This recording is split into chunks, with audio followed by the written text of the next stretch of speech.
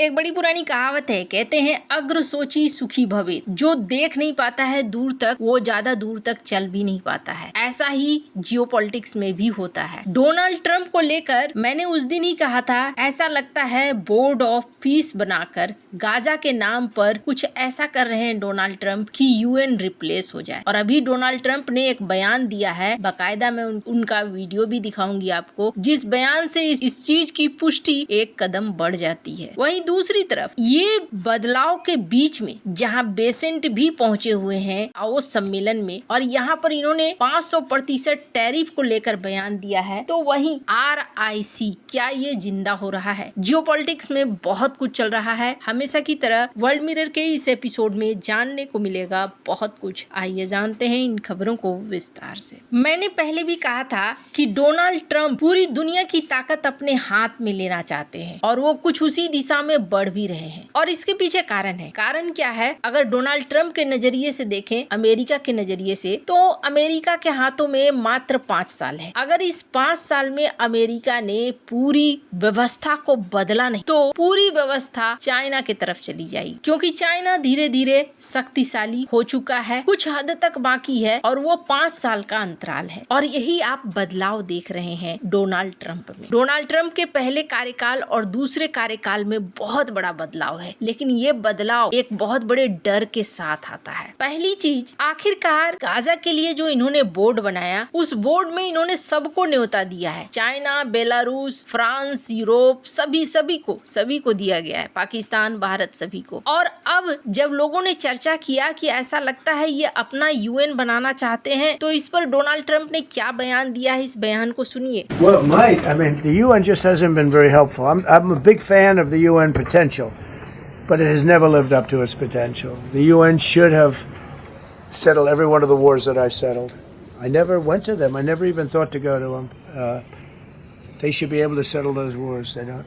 I believe you got to let the UN continue because the potential is so great. यहाँ Donald Trump लगभग इस बात को लेकर स्वीकार करते हुए दिख रहे हैं कि अगर अच्छा है, अगर ये आगे बढ़ जाता है तो बहुत अच्छी बात है। UN को लेकर इन्होंने ये भी स्पीच दिया और ये भी कहा कि UN तो अपनी महत्व को खत्म कर चुका है। UN नाम का चीज तो सही तरीके से काम करता ही नहीं है। हालांकि UN को लेकर ये जो कुछ कह रहे हैं वो सही कह रहे हैं, लेकिन यहाँ पर भी अगर वो इस तरीके का बोर्ड बना रहे हैं, एक नया UN बना रहे हैं, तो इस नया UN में कहीं ना कहीं सारा कमान अपने हाथ में रख रहे हैं। अब इस बदलती हुई दुनिया में भारत का क्या स्थान है? भारत को नकेल कसने की कोशिश हर तरीके से की जा रही है। यहाँ पर दावोस सम्मेलन में स्क्रीन पर एक वीडियो देख सकते हैं। बेसेंट, जो कि भारत के बारे में कई बार बुरा कहते हुए सुने जाते हैं, इन्होंने 2 बातें कही। इस वीडियो को सुनिए। Wait here on the 500% tariffs on the buyers of Russian oil. That is a proposal that Senator Graham has in front of the Senate, and we will see whether that passes. We don't believe that President Trump needs that authority, that he can do it under IEPA, but that the Senate wants to give him that authority. And just to be clear, that we have Europe buying Russian oil still 4 years later, they are financing the war against themselves. India started buying Russian oil after the conflict began, but President Trump put a 25% tariff on them, and India has geared down and has stopped buying Russian oil.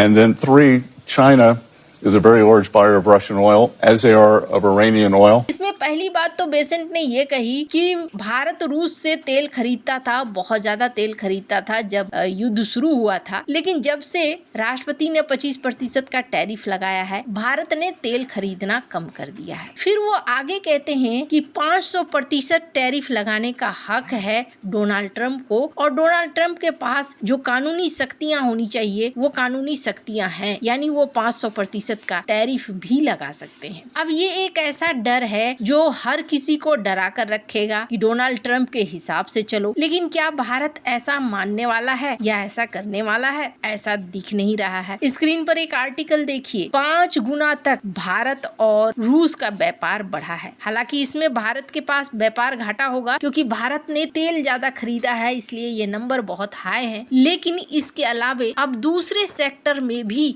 Bharat और रूस आगे आ रहे हैं। एक video है जो रूसी media के द्वारा शेयर किया गया है, जिसमें दिखाया गया कि रूस ने भारत के सामने अपने 2 स्वदेशी यात्री विमान सुपरजेट 100 और IL-114 का प्रस्ताव रखा है। अब ये जो विमान है ये पूरी तरीके से रूसी तकनीक से विकसित किए गए हैं, पश्चिमी देशों के पुर्जों पर निर्भर भी नहीं है और कहा जा रहा है कि भारत और रूस इसे मिलकर बनाएंगे। भारत के लिए ये बहुत ज्यादा जरूरी भी है, इसलिए जरूरी है कि मेक इन इंडिया कार्यक्रम के तहत इसे बनाया जाएगा, भारत के अंदर ही बनाया जाएगा, तो भारत की निर्भरता बोइंग और एयरबस पर कम हो। किसी पर निर्भर रहना बिल्कुल ठीक नहीं है। ऐसे में भारत और रूस तेजी से इस व्यवस्था की तरफ बढ़ सकते हैं। लेकिन कहानी सिर्फ यहीं तक नहीं है, कहानी अब आगे बढ़ गई है। क्या रूस, भारत और चाइना, अमेरिकी राष्ट्रपति डोनाल्ड ट्रंप की दादागिरी साफ साफ दिख रही है और इस धमकियों के बीच दुनिया को अब बहुध्रुवीय बनाने की कोशिश भी तेज हो गई है। अब रूस ने भारत और चीन को एक साथ आने की अपील की है। रूसी विदेश मंत्री सर्गेई लावारोव ने रूस, भारत, चीन के त्रिपक्षीय बातचीत फिर से शुरू करने का आह्वान किया है, जिससे दुनिया को मल्टीपोलर रखा जा सके। रूसी विदेश मंत्री ने अपनी सालाना प्रेस कॉन्फ्रेंस में साल 2025 में मॉस्को की कूटनीतिक उपलब्धियों का जिक्र करते हुए ये बात कही। इसी दौरान उन्होंने भारत के साथ रूस की रणनीतिक साझेदारी पर भी जोर दिया। बीते साल दिसंबर में राष्ट्रपति व्लादिमीर पुतिन की भारत यात्रा पर भी बात। पुतिन पिछले महीने दिसंबर में 23वें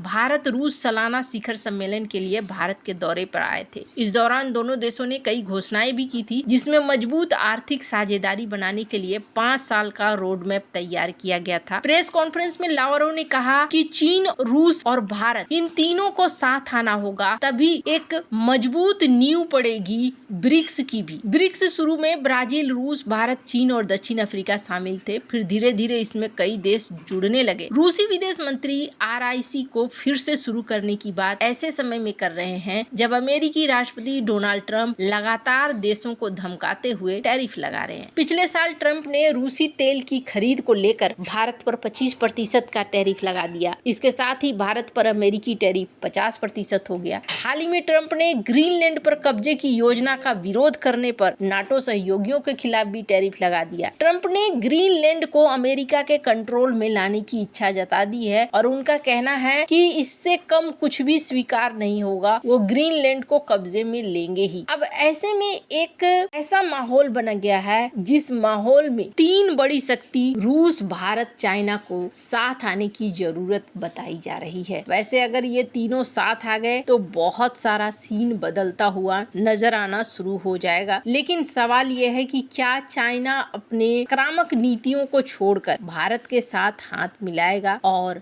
आगे बढ़ेगा? तो इस वक्त 2 देश पूरी तरीके से तैयार आपको मिलेंगे, एक चाइना और एक रूस। अब रही बात भारत की कि क्या भारत इस गठबंधन में शामिल होना चाहेगा और इसे आगे लेकर बढ़ेगा या नहीं? आपको क्या लगता है भारत को क्या करना चाहिए? जिस तरीके से डोनाल्ड ट्रंप का रुख है, ऐसे में कमेंट कर अपनी राय जरूर बताएं। जल्द मिलते हैं अगले वीडियो में नई खबर के साथ।